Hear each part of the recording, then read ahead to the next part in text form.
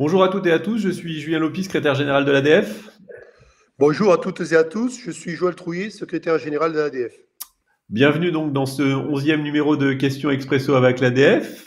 Plusieurs d'entre vous nous ont interrogés pour savoir comment le système de garde et de régulation téléphonique s'organisait d'un département à l'autre. Nous avons donc trouvé intéressant de partager notre propre expérience, puisque Joël et moi exerçons dans deux départements différents. Donc nous aborderons cela en fin d'émission. En attendant, nous allons dérouler les questions que nous avons reçues, comme d'habitude, sur la boîte covid@adf.asso.fr. Joël, pour commencer, un confrère nous a demandé hier, par l'intermédiaire de notre page Facebook, quelle était l'implication de l'ADF à cette crise sanitaire. Alors j'avoue j'étais un peu surpris par sa demande parce que je pensais que cette émission en était un bon symbole, mais au final je pense qu'il est intéressant peut-être de répondre et d'apporter quelques précisions sur l'implication de notre structure. Oui, Julien, donc depuis 50 ans, trois verbes d'action définissent nos missions, synthétisent nos engagements et notre utilité. On les a remis à l'ordre du jour récemment, accompagner, défendre, former. L'ADF, en effet, accompagne ainsi des dizaines de milliers de chirurgiens dentistes dans tous leurs domaines d'activité. Elle promeut les bonnes pratiques, propose tout au long de l'année des outils de formation continue et organise bien sûr le plus grand événement de la profession, qui est le congrès de l'ADF, qui a lieu chaque année la dernière semaine de novembre. L'ADF est une force de représentation de premier plan. Elle noue un dialogue permanent avec les principaux partenaires de la profession, décideurs syndicaux, ordinaux, pouvoirs publics, médias, responsables hospitaliers universitaires, fabricants de matériel prothésistes. Et cette crise sans précédent n'a rien changé de nos missions, bien au contraire. En effet, l'ADF a immédiatement répondu présent pour accompagner et aider les confrères à y voir plus clair. Nous avons très rapidement pris le pouls de la profession à travers les nombreuses questions que vous nous avez posées. Nous avons apporté une réponse personnelle à chacune de vos questions. Et afin d'en faire profiter la majorité par le biais de l'émission quotidienne, Questions Expresso avec l'ADF tous les jours à 14 heures. Nous vous avons transmis ainsi une information actualisée au jour le jour. Nous avons reçu les différents acteurs de la filière dentaire, le président de l'ordre, les syndicats, un président d'université, le représentant des prothésistes dentaires. Nous avons aussi mis à votre disposition sur la page Covid-19 de notre site internet adf.asso.fr les documents essentiels, qu'ils soient économiques, sociaux ou sanitaires, pour vous aider à affronter cette crise. Les recommandations d'experts pour la prise en charge des patients, le guide pour la prise en charge téléphonique des soins dentaires urgents auxquels nous avons participé à la rédaction en sont la principale illustration. D'ailleurs, Julien, dans la continuité de ce que je viens de décrire et que je pourrais encore plus décliner, peux-tu nous annoncer l'initiative que nous avons décidé de prendre hier au soir à l'ADF après avoir informé notre comité directeur? Oui, en effet, Joël, dans cette volonté d'accompagner, de protéger et de défendre les confrères, nous avons décidé hier, en parfaite coordination avec le Conseil national de l'ordre, de participer financièrement à l'achat d'équipements de protection individuelle qui vont être envoyés dans les jours à venir dans les conseils départementaux pour que les praticiens de garde continuent d'être parfaitement protégés. Il s'agit en fait de 100 000 tabliers de protection à usage unique et de manchants à usage unique également. Ce sont des équipements de protection qui sont issus au départ du monde vétérinaire, mais qui ont été agréés. Et un nouveau protocole va voir le jour d'ici 48 heures en intégrant ces nouveaux dispositifs de protection.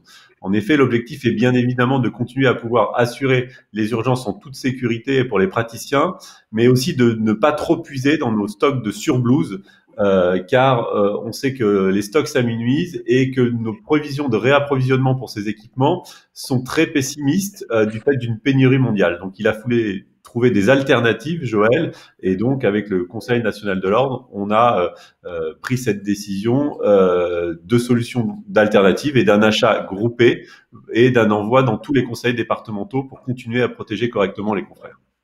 Oui, visiblement, donc, ces EPI, il est très difficile de faire venir des stocks, contrairement aux masques qui visiblement, alimenteront régulièrement nos stocks, puisque les Chinois, apparemment, préfèrent produire des masques que les EPI. C'est la raison Exactement. essentielle, Julien. Pour voir un petit peu, même s'il y a, comme je l'ai dit, un protocole qui sera publié dans les jours à venir pour intégrer l'utilisation de ces nouveaux équipements de protection.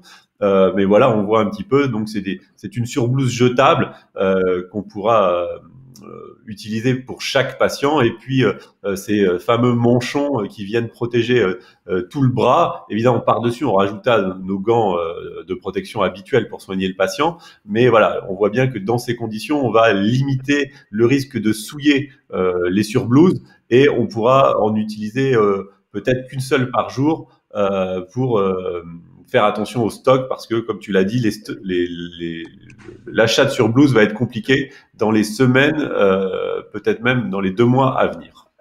Oui, donc il était nécessaire d'anticiper. C'est pour ça qu'on s'est positionné dès qu'on a su cette initiative. Il faut dire aussi que ces équipements sont quand même agréés, Julien.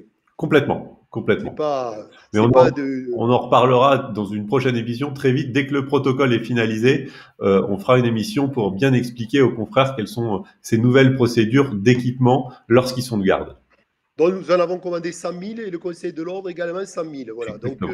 ils seront distribués. On va les acheminer au niveau de chaque département, je pense. Hein. On a Exactement, choisi exactement, cela pour être au plus près des acteurs avec les conseils départementaux de l'ordre. exactement. Bon, merci Julien pour ça. Donc, on va enchaîner avec des questions pour répondre aux interrogations de nos confrères et de nos consoeurs. Une consoeur demande: l'aide mensuelle de 1 500 € issue du fonds de solidarité est-elle cumulable avec les indemnités journalières pour garde d'enfants? Alors nous avons vérifié, et la réponse qui nous a été apportée est la suivante. Sont exclus de l'aide mensuelle les personnes ayant bénéficié d'indemnités journalières de la sécurité sociale d'un montant supérieur à 800 € au cours du mois de mars 2020. Donc si on a bénéficié d'IJ de plus de 800 €, eh bien on ne peut pas bénéficier parallèlement de l'aide de solidarité mensuelle d'au moins jusqu'à 1 500 €. Donc ça ne se cumule pas avec ce plafond. Autre question, Julien: est-ce que je peux bénéficier de l'aide financière du CPSTI? C'est le Conseil de la protection sociale des travailleurs indépendants. En effet, nous dit ce confrère, j'ai vu passer un formulaire à remplir. Qu'en est-il? Alors on va montrer ce fameux formulaire. C'est une question on a reçue par plusieurs confrères. Donc en fait, la réponse est non, car nous ne sommes pas concernés par cette mesure. Ce document que certains ont vu passer parfois sur les réseaux sociaux concerne en fait le régime de la sécurité sociale des indépendants. Or, bien que nous soyons une profession libérale, nous ne dépendons pas de ce régime des indépendants, mais du régime général, comme les salariés, régime pour lequel ce dispositif d'action sociale avec une aide financière exceptionnelle n'existe pas. Donc, ce document ne nous concerne pas, il ne faut pas le remplir, et malheureusement, il n'y a pas de dispositif de ce même type qui existe pour les chirurgiens dentistes. C'est réservé aux indépendants.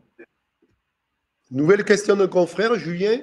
Celui-ci a reçu des indemnités journalières pour garde de son fils de 6 ans pendant la période du 17 mars au 1er avril par sa CPAM. Depuis le 1er avril, son épouse est en chômage partiel.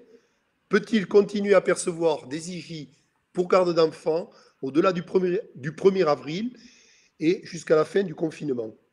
La réponse est non, encore une fois, parce que son épouse est en chômage partiel, et que si elle ne réalise pas de télétravail, cela constitue alors une solution de garde pour leur fils.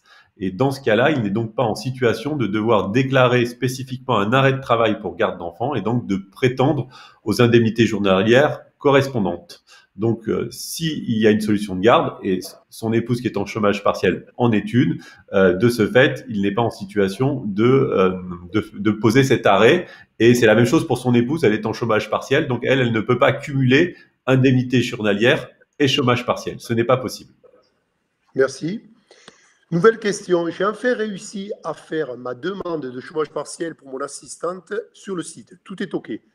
Pour les demandes d'indemnisation, on doit les faire chaque mois à la paye ou une seule fois à la fin du confinement?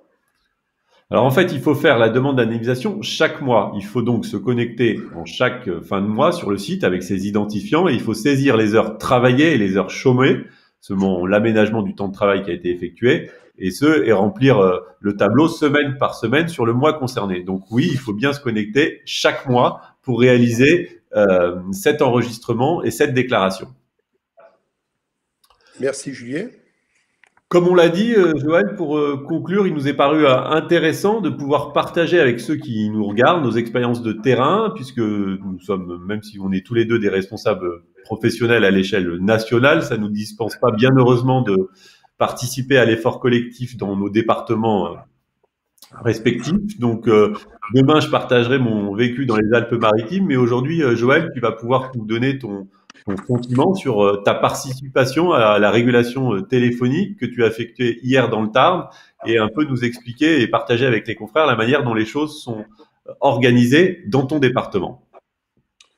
Oui, Julien. Donc, en effet, comme tous les acteurs, comme tu l'as dit, de la profession, nous sommes au quotidien sur le terrain. Pour ma part, j'ai encore assuré la régulation hier. Donc, j'ai eu à traiter pas moins de 50 appels de patients via leur dentiste. Je rappelle que nous sommes 238 chirurgiens dentistes en exercice dans le temps. Voilà un petit peu comment ça fonctionne. La mise en place donc de la régulation et du service de garde a été faite dès le 20 mars. On a été très réactifs et là-dessus, un numéro de téléphone du centre de régulation a été donné à tous les confrères du département. Ce numéro correspondait à un téléphone sur un portable jetable. Donc ce numéro n'était donné qu'aux confrères et aux consoeurs du Tarn. La fiche de traçabilité a été mise instantanément à la disposition des cabinets avec l'arbre décisionnel de prise en charge des urgences dentaires. On a mis 2 chirurgiens dentistes à la régulation, c'est-à-dire qu'ils opéraient tous les deux, l'un recevait les appels, l'autre traitait les fiches pour être complémentaires. 2 cabinets de garde ont été mis en place, chacun 2 praticiens, avec tout le matériel de protection et le guide donc édité par l'ADF et l'Ordre. Le matériel était distribué tous les matins. On a été toujours très économe puisqu'on donnait 2 masques FPP2 et un équipement EPI pour chaque praticien, puisqu'on avait reçu 400 masques FPP2 dans le temps, et donc on a essayé de les répartir pour durer au point de vue efficacité. Le circuit de prise en charge des patients, les appels étaient faits au niveau des cabinets dentaires. On avait recommandé au niveau des cabinets dentaires que chaque praticien soit présent, non physiquement, mais qu'il réponde par un transfert d'appel entre 9h et 12h, 14h et 16h. Quand une urgence était identifiée par le chirurgien dentiste qui percevait les appels sur son téléphone, il essayait de répondre aux attentes du patient et faisait une première régulation. Alors, il traitait cela par des ordonnances, évidemment, par des conseils et peut-être par un report en disant au patient « Je vais suivre le problème et je vous revois, on refait un bilan dans 48 heures ». Si ce n'était pas le cas, il appelait le centre de régulation et ce centre de régulation échangeait donc avec le dentiste appelant et le régulateur. Et une fois que cette urgence était avérée, le numéro du patient concerné est transmis au service de garde qui prend en charge le patient en lui donnant un rendez-vous en temps et en heure.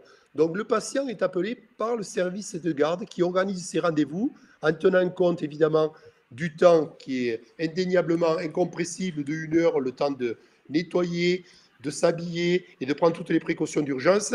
Et donc voilà un petit peu comment ça se passe dans le temps. Le bilan chiffré pour une semaine du 23 au 29 mars, on avait entre 20 et 40 appels jour en régulation, avec des pics à 40 évidemment les lundis et les vendredis. Les envois vers les cabinets de garde pour les actes techniques, 15 à 25 par jour répartis sur 2 cabinets. Et la majorité étaient des problèmes inflammatoires, des pulpites ou infectieux, avec des bouches, force est de constater, qui sont souvent en déshérence pour 30% d'entre elles, puisque mon ami Jacques fait des statistiques très précises à ce sujet. Je pense que si on a une évolution qui Comment se ça se passe dessine, sur 3 semaines là, avec 3 semaines de recul, est-ce que tu constates que voilà les choses augmentent ou est-ce que voilà est-ce qu'il y a plus d'appels, est-ce qu'il y a une évolution qui est constatée à la cellule de régulation après 3 semaines de fonctionnement? je crois que la première conclusion à tirer de la première semaine, c'est qu'on se rendait compte que les praticiens jouaient bien leur rôle, ils étaient présents physiquement, non physiquement dans leur cabinet, mais ils répondaient bien au téléphone, et donc ils faisaient une première régulation qui était très très efficace. Bon, on voit aussi qu'il y a des praticiens qui envoient beaucoup d'urgences à la régulation, d'autres très peu. Donc je pense que le mot d'ordre dans le temps où tous les cabinets devaient rester ouverts a été bien suivi, à 90% et au-delà, et d'autre part, les réponses aux patients ont été très, très efficaces. Par contre, on a une augmentation du nombre d'appels qu'on constate pour l'évolution sur les 3 semaines qui suivent, Pourquoi? Parce que cela explique par le rejet, le report, pas le rejet, le report des soins qui peu à peu passent du statut d'urgence relative à urgence réelle. Et donc ça, il est évident que ça gonfle un petit peu maintenant les appels, de telle sorte que on a une saturation qui est prévisible des cabinets de garde qui ne peuvent plus prendre de cas compte tenu des recommandations de prise en charge et de décontamination, comme je l'ai dit tout à l'heure, de l'espace de travail. Donc le passage à 3 cabinets de garde dans le Tarn pour les jours de saturation nous paraît inévitable et indispensable. Donc cela va entraîner une consommation accrue de matériel de protection, de masques et de blouses. Même si on a été économe, on va tenir 15 jours.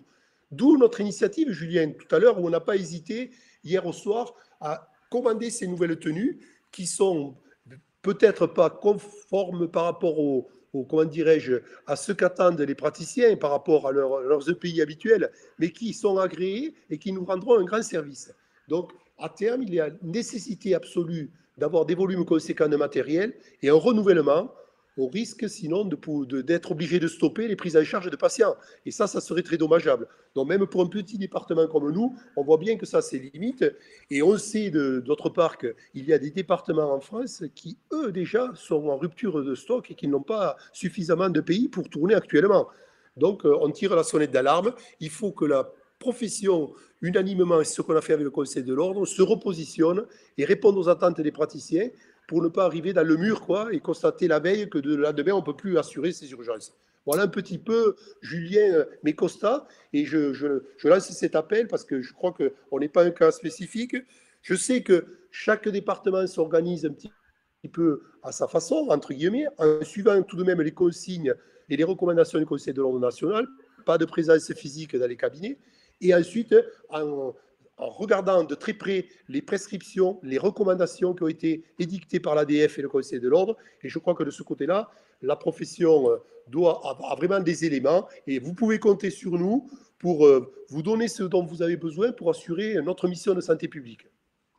Merci Joël pour ce partage d'expérience. On verra demain, ça sera intéressant de comparer avec un département comme le mien qui est un peu plus grand, puisque les Alpes-Maritimes, c'est plus d'1 million de personnes qui y habitent et on verra que à partir de ce schéma, comme tu l'as dit, d'organisation, il y a des choses qui s'adaptent en fonction des spécificités, parfois aussi des hommes dans chaque département.